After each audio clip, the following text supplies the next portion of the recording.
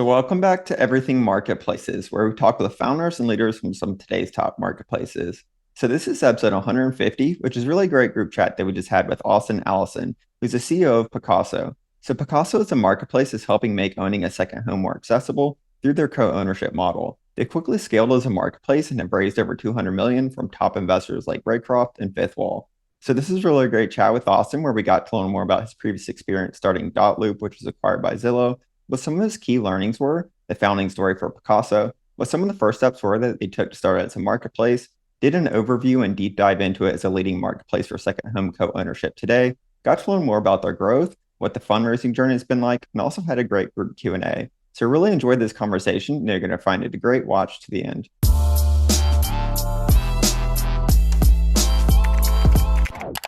So Austin, welcome to the group chat, and I've been super interested to learn more about Pacaso since we first heard about it from your co-founder Spencer Raskoff when he mentioned it on his group chat with us a few months ago. So I'm really excited to have you join us here today, and I'd like to start off with saying, huge thanks for taking the time to do so in advance. So before we really dive into things with Pacaso, I think it might be great if you can start off by sharing your background for those that don't know you, since you of course have some really great experience in real estate and housing prior to starting Pacaso. Yeah, absolutely. Well, thanks for the opportunity to be here. It's my pleasure and good to see everyone's faces.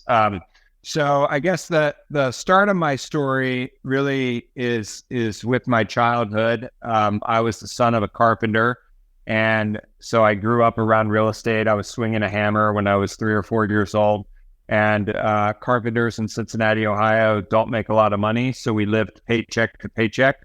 And I mention that because we definitely never had a second home. For me, a second home was what it is for most people, just a dream, not a reality. And by the time I turned 18, I needed to find a way to pay my way through college. So I started selling real estate. That then kind of led to my first real estate tech company, which was called dotloop. And dotloop, for those of you who are familiar with DocuSign, dotloop is like the real estate version of DocuSign, but with some additional kind of vertically focused functionality around document creation and transaction management. But that business was really born out of frustration because I was a real estate agent chasing people around town to get documents signed on the trunk of my car. So started that company in 2009. Grew it over a period of about 7 years. By the time I left, we had about 60% of all real estate transactions in the US. So, 75 to $100 billion per month in transaction volume at the peak. And we sold to Zillow in 2015, where I stayed on as an exec for about 4 years. Yeah, that's a really incredible background. Thanks for sharing with us on that. So, a lot we're going to get into, of course, but I guess going back to dotloop though, could you walk us through your experience, maybe from like a high level, and then what led to the acquisition by Zillow? Yeah, absolutely. So, as I mentioned, it was a business that was born out of frustration, a personal frustration or personal problem that I was experiencing firsthand, and that's one of, in my opinion, kind of the most important things for company creation is that the founder or founding team is focused on a problem that they're really passionate about and that they really understand. So this was a problem that I really understood.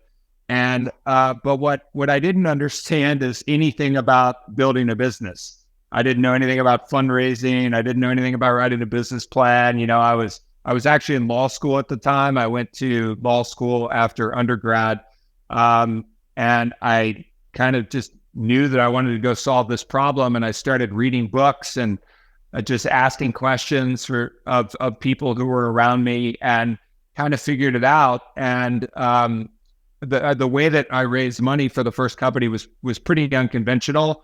I basically went to a bunch of angel investors who had never invested in a tech company before. They were just like people that I had met, like employers or professors at college. And I kind of raised $4 million, about $50,000 to $100,000 at a time, with a bunch of small angel checks. And that was enough to get the business through the first couple of years. We actually became profitable on that $4 million of angel capital that we raised. And, but I found us like, it felt like we were hitting a wall. Like I wasn't able to attract enough of the right people that I needed to kind of take the business to the next level. I wasn't able to to really get to larger amounts of capital because of the way that I went about raising capital. And I kept hearing people talk about Silicon Valley. So I got on a plane, I flew out to San Francisco, started knocking on doors on Sand Hill Road, and ended up connecting with a really great man named Noel Fenton, who was founding partner of Trinity Ventures. Noel invested in our Series A, and we opened up an office in San Francisco at the time, and kind of the rest was sort of history from there. In terms of how Zillow happened, I never wanted to sell the company. I always viewed selling a company as a failure. And I think the reason why is because I had a vision for dotloop that we could be, a huge independent business that would kind of live on, by itself, in a big way. But we kind of reached a point, sort of like that first stage I described earlier, when I got on the plane and went to San Francisco. We just reached a point where it wasn't clear how we were going to get the business to the next level. We had achieved a lot of market share, but really didn't have the right monetization strategy to turn it into billions of dollars of market cap. And I really connected with the people at Zillow, one of which was Spencer Raskoff, who's now my co-founder at Pacaso, but also Lloyd Frink and Rich Barton, and a handful of the other people there that I got to know. And we found a lot of synergy around the cultures of the company, the missions of the company. Our mission really fit in nicely to Zillow's broader mission.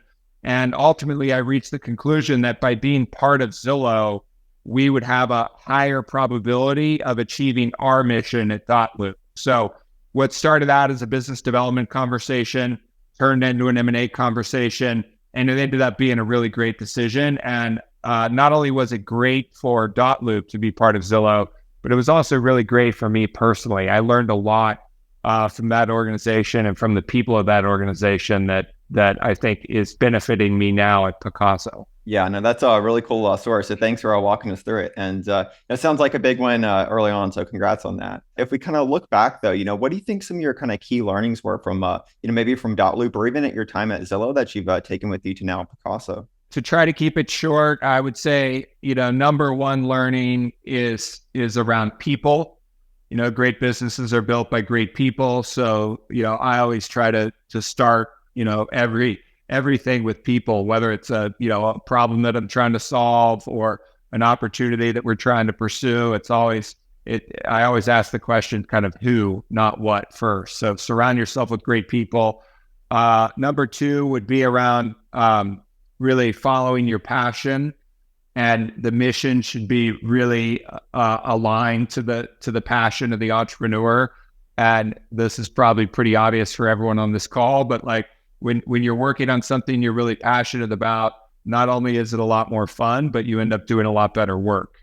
So I think it's super, super important to follow your passion. And I do run into entrepreneurs from time to time, that I just, get introduced to or people that I'm advising or whatever, that I find sort of chase entrepreneurship because they want to be an entrepreneur, because they just want to like control their own schedule or make a lot of money, and some of the other things that, entrepreneurship is known for.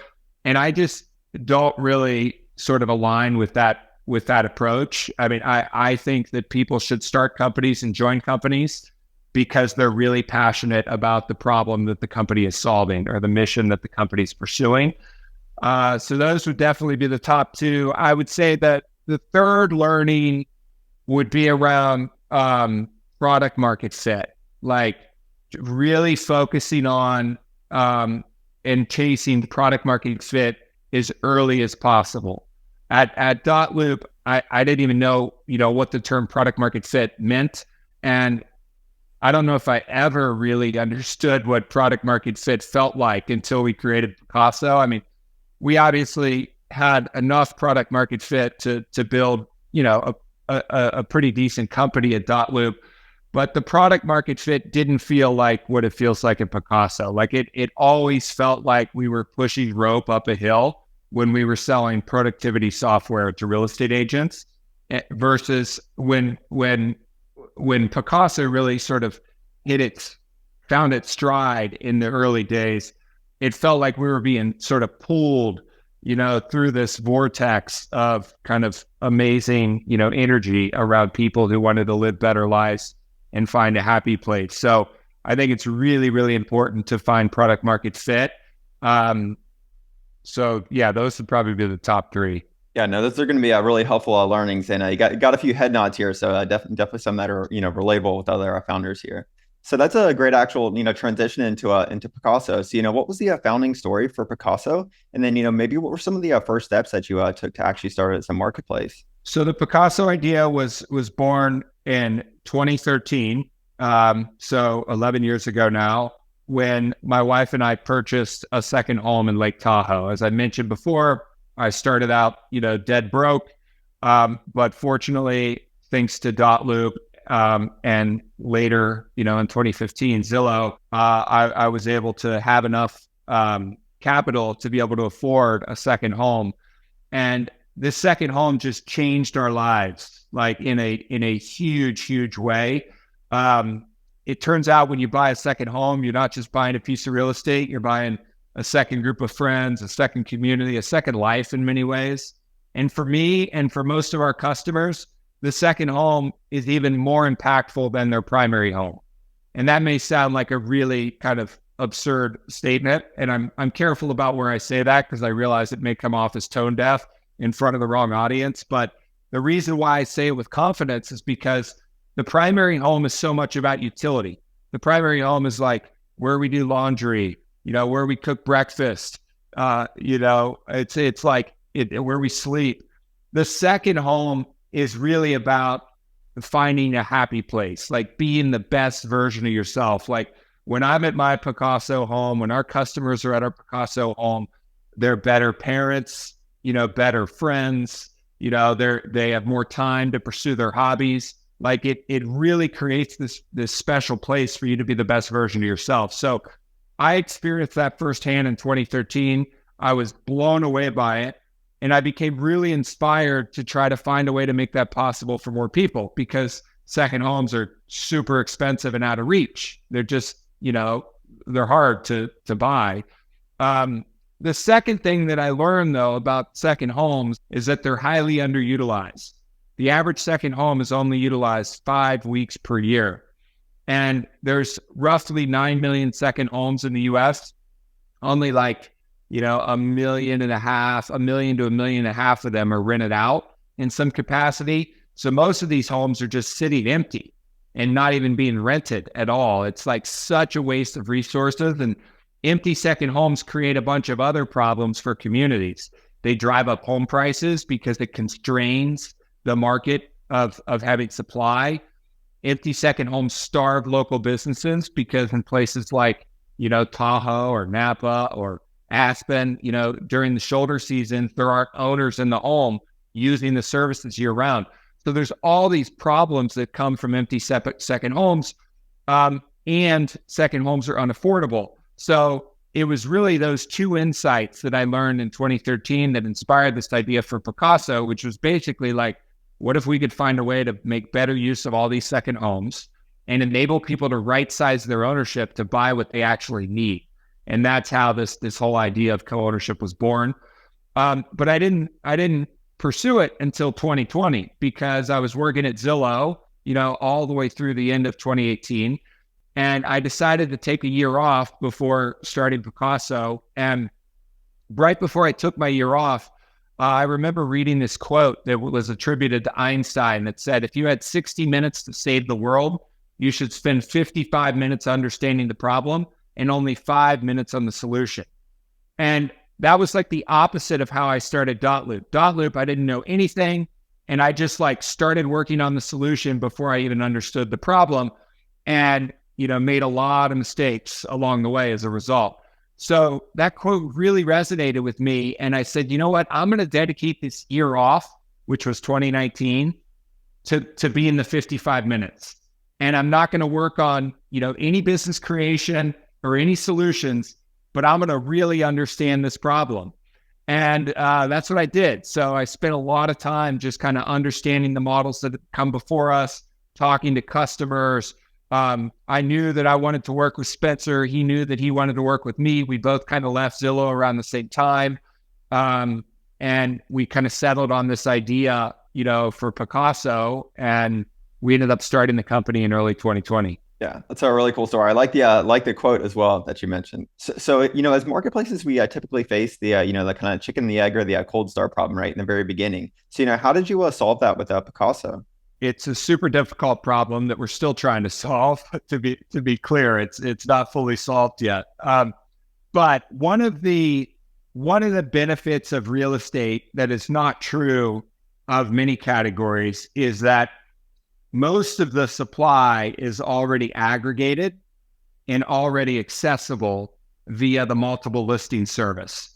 So all the homes that are, or almost all the homes that are available for sale, are syndicated through these services. And as a vendor or a broker, there are ways to get access to that supply. So you can kind of seed, one side of the marketplace with supply right out of the gate. So that's how we started. Although I would say that we didn't really utilize it to the fullest extent. We tried to start really small. We picked a couple of markets and just a couple of homes. And in fact, the first home that we ever sold was not an actively listed home. It was actually a supply that we sourced manually because we thought that having unique supply, and I think still believe that having unique supply is a pretty important part of the strategy.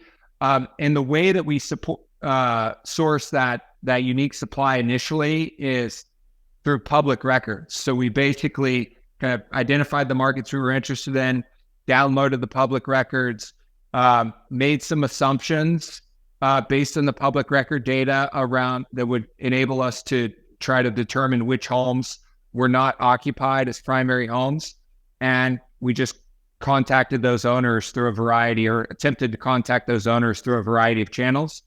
And, some people expressed interest, and that's how we kind of seeded the marketplace initially. Now what has happened over time is, as we've scaled up demand, we've scaled up supply in parallel through a combination of sources. We continue to get more and more unique supply, and some of that unique supply has just compounded in a positive way as our brand has become more well-known and more proven. So like, for example, now we have sellers that come to us directly before they go to real estate agents or the MLS. We have builders that come to us directly before they list their homes online. We have agents that bring homes directly to us before they list in the MLS. All that took a couple of years of like trust building and credibility building with the industry, but we still also use the MLS syndication network to supplement the supply that we have on our website. And we're going to do a lot more of that in the future as we expand into more markets. You mentioned a lot of topics that we're going to jump into, but I realize it might actually be helpful. Can you give us an overview, though, of Pacaso as a marketplace, and maybe touch on some of the unique aspects of it? Yeah. So we think about the business like a tech-enabled marketplace that connects empty second homes with aspiring homeowners who either can't afford or can't justify owning 100% of a home that they're only going to use 10% of the time. Historically, most of the supply that we brought on is what I would describe as like first-party supply, where Pacaso is actually buying the house before we resell it to the buyers that we're aggregating on the other side. The long-term goal is to be more of a true third-party marketplace where Pacaso is aggregating the buyers on one side and then matching those buyers with the home, as opposed to Pacaso being in the middle of the transaction and buying the home first. But the reason why historically most of our transactions have been this first-party supply model is because shortly after we launched the business, we basically launched in stealth mode in May of 2020 under a different brand. We didn't officially launch Pacaso.com until October of 2020.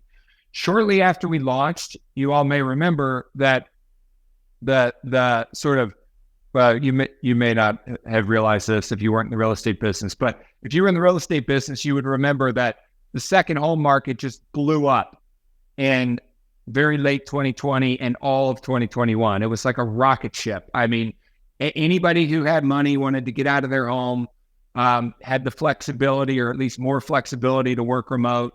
So people were buying homes, in these second home markets at record paces. So it was basically impossible to get any good inventory without buying the home. So we adjusted our business model. You could call it a pivot if you want, but we kind of pivoted our business model away from the original vision of third-party marketplace to first-party marketplace out of necessity. It was the only way to get good supply at the time. Now that the market has returned to a place that's more representative of normal, we're returning back to the original vision of third-party marketplace. In addition to kind of the basic marketplace functionality of connecting supply and demand, there are a couple of other things that are pretty unique about our business. Not really sure how to describe it in like a perfectly technical sense, but I'll just loosely describe it as there's a whole bunch of services that we have to provide in order to make this co-ownership model work. Connecting buyers and sellers is just one of the services, but there's a bunch of other services like managing the properties, financing the properties. 70% of people who buy a Pacaso use financing. Prior to Pacaso, there was no such thing as the co-ownership loan. So we invented the co-ownership mortgage, and Pacaso is the bank for all the people, effectively the bank. We, technically speaking, we partner with other banks, but we're like originating all these loans. We're also the reseller for partial interest in homes, meaning if you, let's say that you and 3 of your closest friends or family members wanted to buy a home together, you could obviously go do that on your own without Pacaso. But if one of you wants out, like if you own a fourth of a home with 3 other people and one of you wants out, good luck. Prior to Pacaso, there was no market for that. You couldn't just go out and sell a fourth of a home. Now you can. We created a secondary market for partial interest in homes for the first time. So all these other little services that layer onto our marketplace are a really important part of our strategy long-term. And while we do pretty well on the first transaction because we charge a little markup on the real estate, the real opportunity that we have is in the recurring revenues that compound into the future. Because once a home becomes a Pacaso, it stays in our marketplace indefinitely. Yeah, that's really interesting to learn more about. So I'm glad you actually mentioned the point as far as, like layering on additional kind of services and kind of value add to users. So how do you think about that when it comes to like a strategy kind of standpoint and like sequencing into it, like if and when the right time to do that is? Well, every decision really starts with like the mission. And another way to say that is like, what's in the best interest of our customer? Like, our mission is to enrich lives by making a second home possible and enjoyable for more people.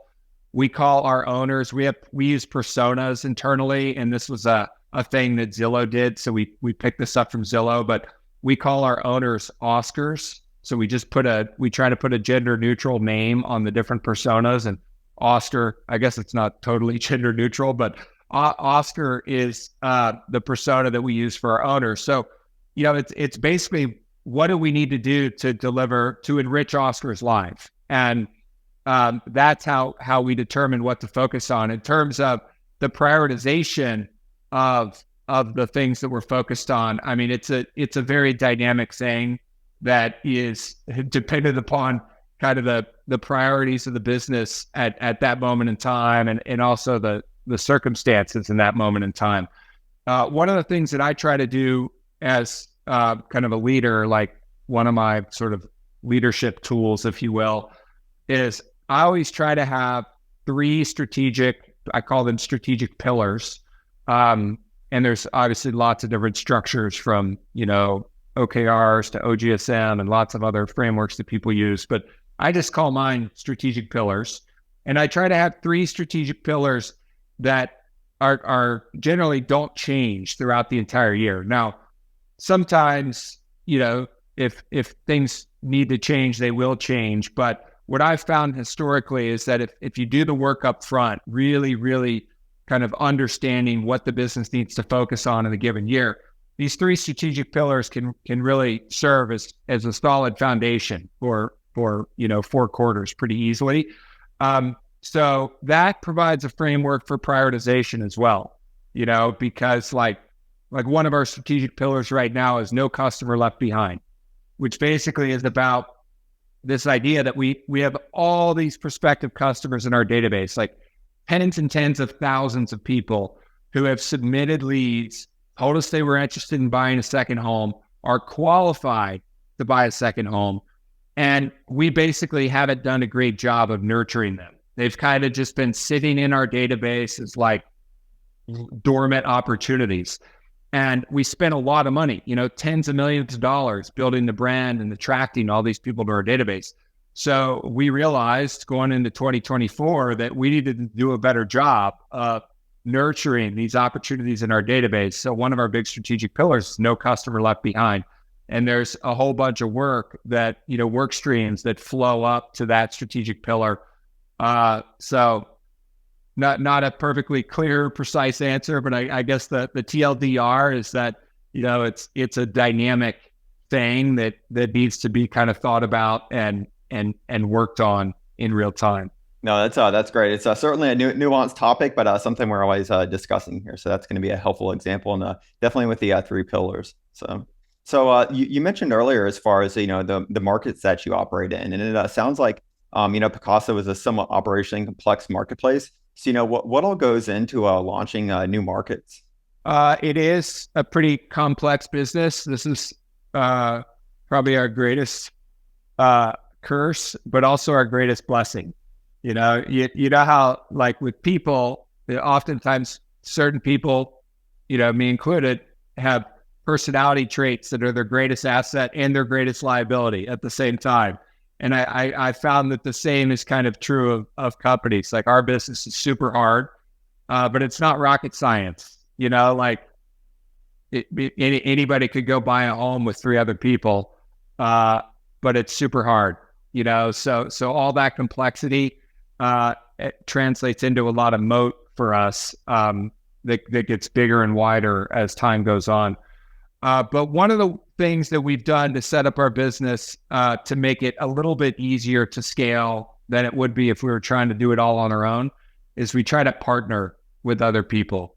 So an example of this would be real estate agents. As opposed to hiring, hundreds of salespeople or thousands of salespeople, we tried to design our model in such a way that it fits really nicely into the toolkit for existing real estate agents. Like if you're a real estate agent, and I live in Napa Valley, so I'll use Napa as the example.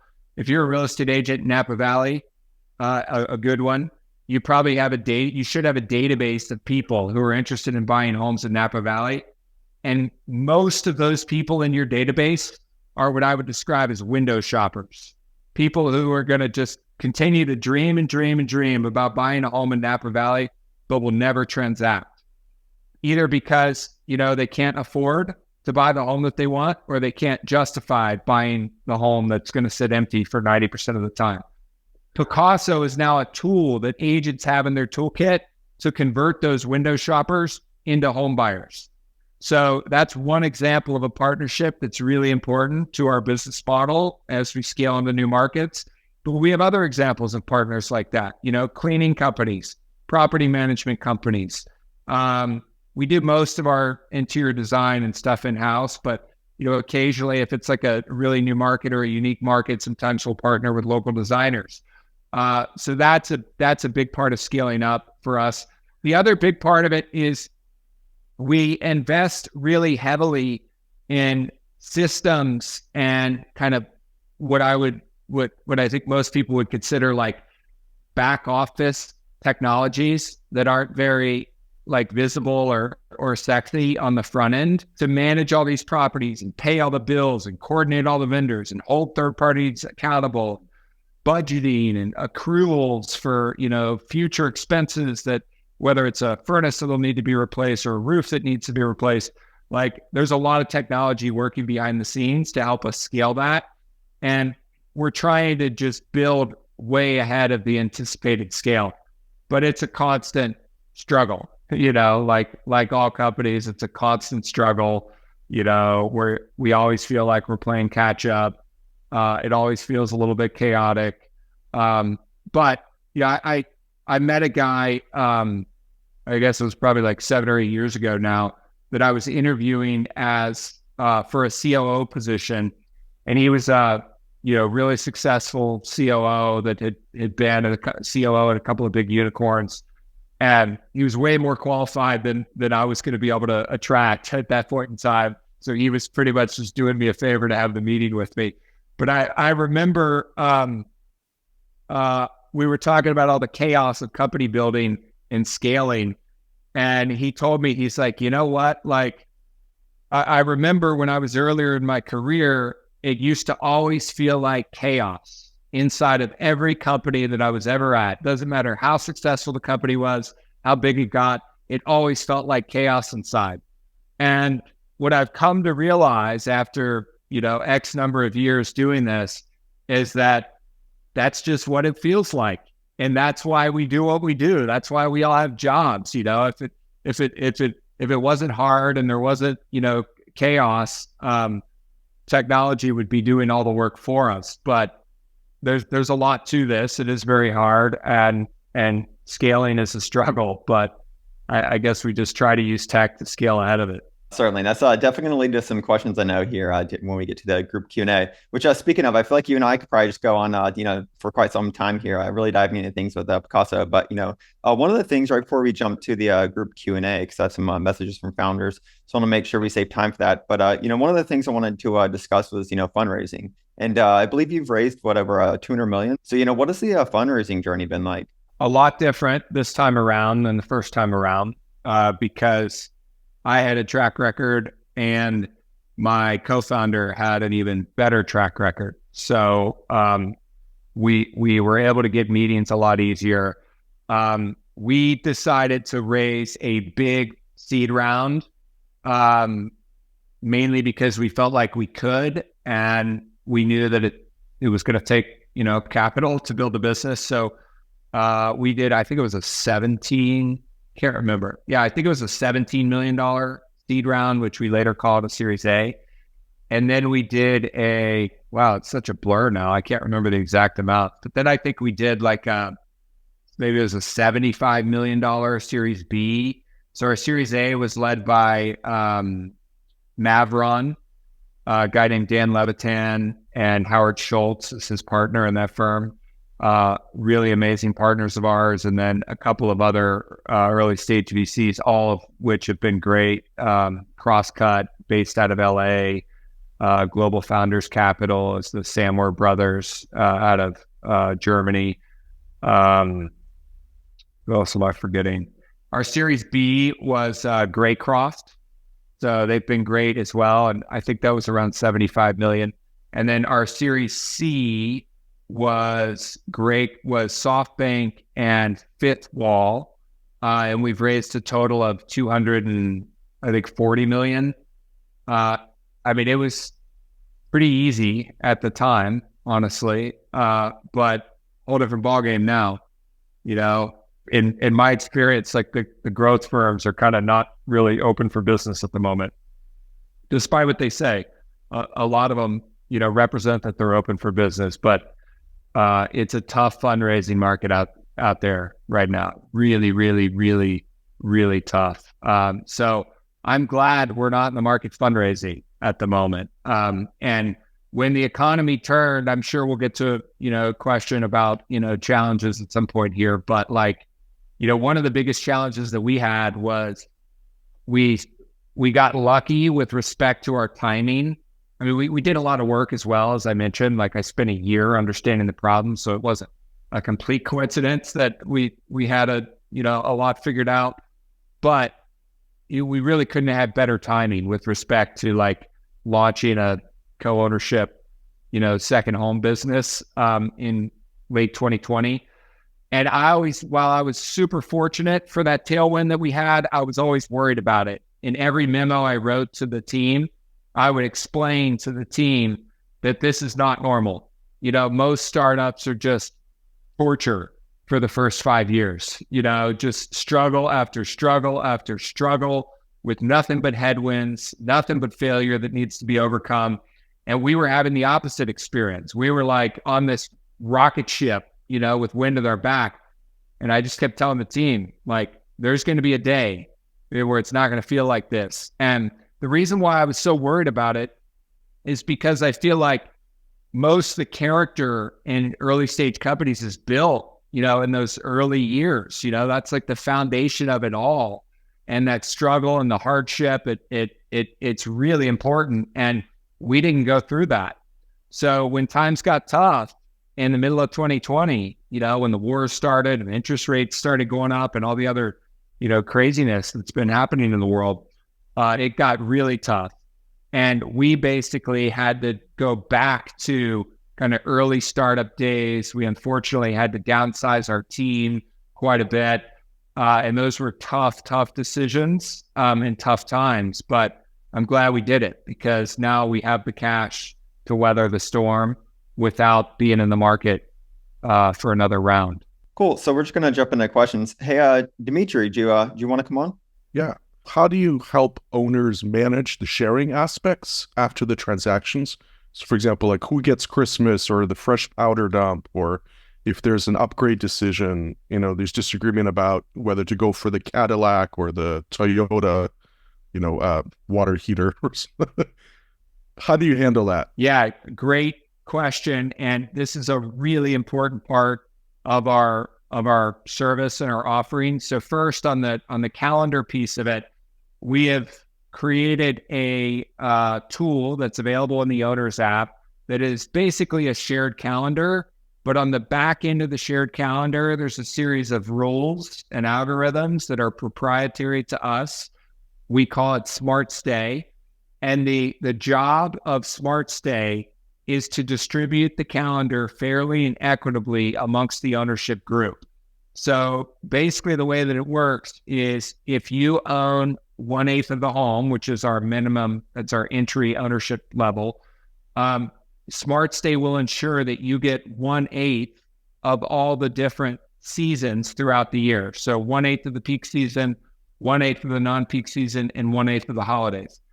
But it's dynamic. It's unlike a lot of the kind of analogous business models that have come before us. Like the closest thing that's to Pacaso that's come before us would be like the resort fractionals. Like if you go to like the St. Regis or Four Seasons or something, you can buy a fourth of one of their homes. And oftentimes what the way that those companies work is more like a draft system where everybody puts in their request and the whole calendar is allocated for a year or more. And then you have to kind of trade dates if you want to change. But it's not a really great experience. We tried to create an experience that feels more like what you would do if you were kind of booking a trip on, Expedia or something, where it's more dynamic and the calendar is rolling as opposed to static. And it works pretty well. I mean, the way that most of our owners would describe it is they get 80% of what they want, of the dates that they want, 80 to 85%, which isn't 100%, obviously, because you don't own 100% of the home. But the reason why people are willing to make that trade-off is because it costs 85% less to buy the home and to maintain the home on an annual basis. In terms of the other part of the decision-making around like operating the home, repairing a refrigerator or selecting a cleaning vendor, renewing an insurance policy, things like that, we have discretion to do that on behalf of the ownership group. And then the owners review and approve the budget every year. If it's a major item, the owners would vote on that. And within our operating agreement, there's a couple of tiers that define how many votes are required to make certain changes to the structure. But I mean, to just be direct, most people aren't voting on things. A big part of why they hire us is so they don't have to deal with all the headaches. And so, and we also try to bring on homes that are in good shape. Like I can count on one hand the number of homes that have had like issues that were unexpected that we had to deal with. But most of the homes are, great homes, very new. And we're planning way ahead of big maintenance that would need to occur in the future. Thanks for sharing more, Austin. Hey, Austin, I actually had a question from a founder that sent it to me in advance, and it was, what's the biggest, would you say, strategy or product failure that you've learned the most from in the past? I mean, we fail all the time, so hopefully everybody on this call can relate to that. I mean, success is just a byproduct of a lot of failures, whereby you didn't give up at the end of it. So I don't know. I mean, one big one with Pacaso is probably we created a I could think of a better one. So Spain. So we went into Spain pretty early in the company's life. We went into Europe, generally, but Spain was one of our markets in Europe. And in order for us to really do well in Spain, we would have to have really strong brand awareness in the other feeder markets in Europe, because where we chose in Spain, which was Marbella, which is, I think it's south of Spain, there aren't a lot of U.S. buyers that are buying or interested in buying homes in Marbella. And most of our brand awareness is with U.S. buyers. So what ended up happening is we do really well within our U.S., customer base in places like London or like Paris. But Marbella, in order for us to do really well in a place like Marbella, we need a lot of brand awareness in places like London, as the feeder market as opposed to the destination market. So that was a big learning. And now the way that I would kind of summarize it is like, we just have a lot better understanding now of the relationship between feeder markets and destination markets. Like in San Francisco and Napa is a great example, or Tahoe. Like most people in San Francisco are going to either Tahoe, Napa, or the Monterey and surrounding areas, like those three destinations. So understanding the relationship between feeder and destination is really important for us. No, that's super interesting. As far as I can only imagine how nuanced the markets are there. Cool. So we have actually time for one more question here. So hey, Kenton, do you want to come on? You had a good question you posted here. Hey, this has been really wonderful. Thanks so much, Austin. Yes. So I wanted to ask, and hopefully this isn't going to rub you the wrong way, but how did you overcome being bucketed into existing categories or existing services? Perhaps, let's say, if somebody's really handed in saying the timeshare model, to convey the unique offering of your vision that you needed to convey to either customers, investors, employees, stakeholders through this journey? Yeah, that's a really great question. And frankly, now that you asked the question, this is actually probably the largest learning that we had at Pacaso that we didn't fully anticipate. So if I could re-answer the question from before, it would be about this. So I did, because of all the research that I did in 2019, the 55 minutes that I spent in that year, I did expect that timeshares that the timeshare brand would be a challenge for us, right? Because people think so negatively of timeshares, rightfully so. Like most hotels, timeshares are not great. You know what I mean? They're more of a liability than an asset. You're kind of prepaying for the right to use a hotel room with liabilities that go into perpetuity. People struggle to sell them. So people don't like them, for a lot of reasons. What we're doing is not a timeshare at all. I mean, you're sharing time, but there's lots of examples of things that share time. The biggest difference is that with this, you actually own real estate and you have control over the experience. Like if Pacaso were to go out of business, you still own a house that you can sell with a small group of people. It's like a true real asset, which is why it trades and appreciates like real estate. Not the case with timeshares. If the Marriott Vacation Club goes out of business, your piece of paper is worth zero, right? There's no intrinsic asset there underlying what you purchased. So very different, but on the surface can feel very similar. So we did anticipate this being a challenge, but what we underestimated is we underestimated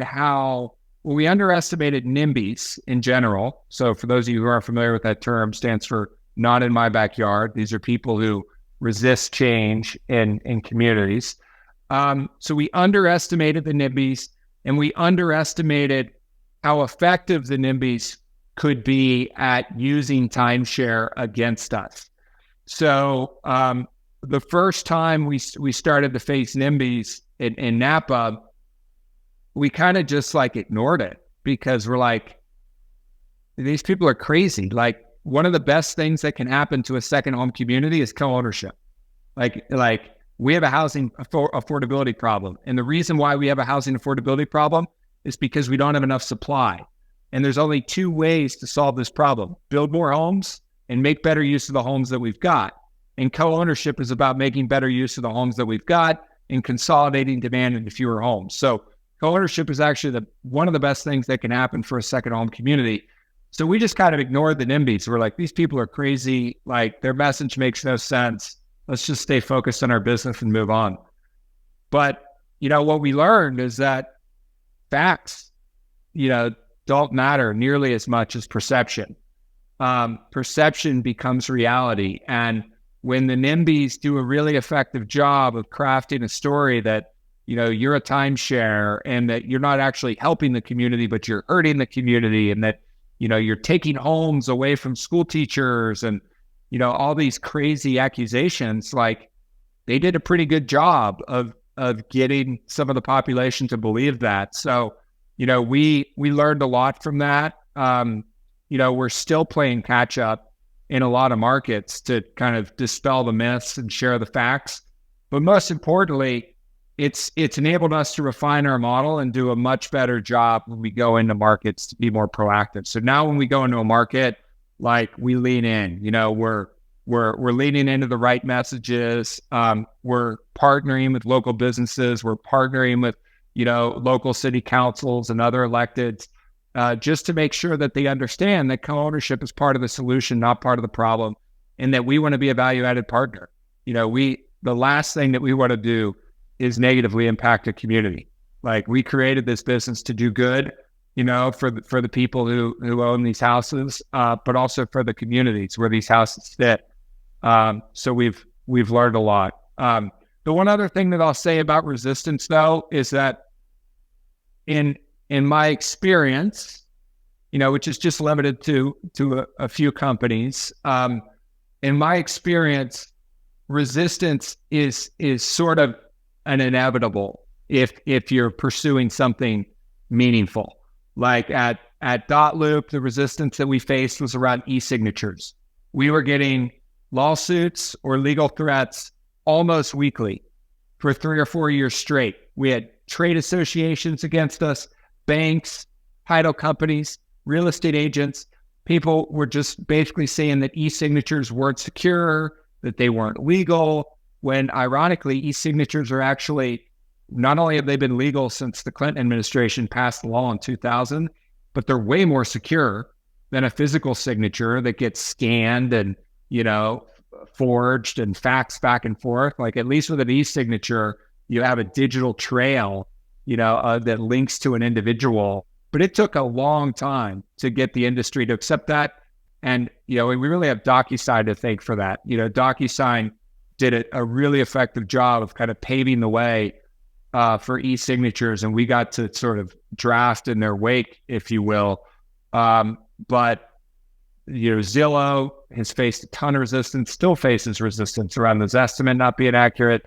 The list goes on and on. So now I kind of view resistance as just an indicator that we're working on something important. That's a great last question and way to wrap things up here. So thanks for joining us here, Austin. I realize we're almost out of time here, but this is such an awesome chat. And I actually had one last question before we wrap things up, and that's if you could go right back to before you started Pacaso. What would you tell yourself about marketplaces specifically? I think it would probably be something about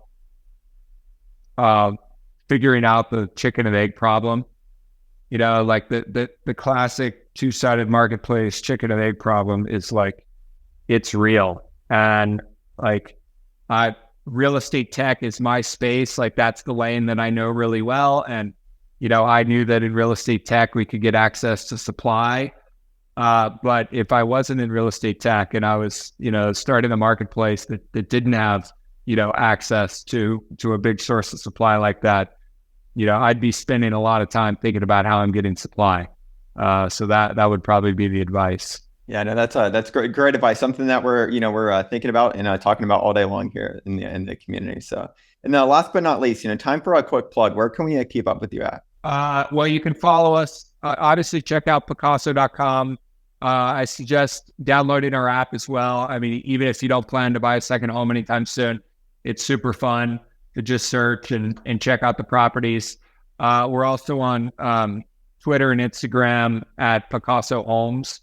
And we have a bunch. If you go to our website and you don't see the market that you're looking for, be patient. In the next couple of months, you can expect a couple of really kind of big and exciting announcements from us that will likely involve a lot more new markets. So download the app and we'll keep you posted. Thank you so much, Mike, for the opportunity. And thank you all for being here. Once again, really appreciate it. So it was cool to initially learn more about Pacaso with Spencer. And now, we really got to dive in things with you and all your awesome, experience and learnings and insights here as well. So thanks again. And thanks everyone for the great questions today.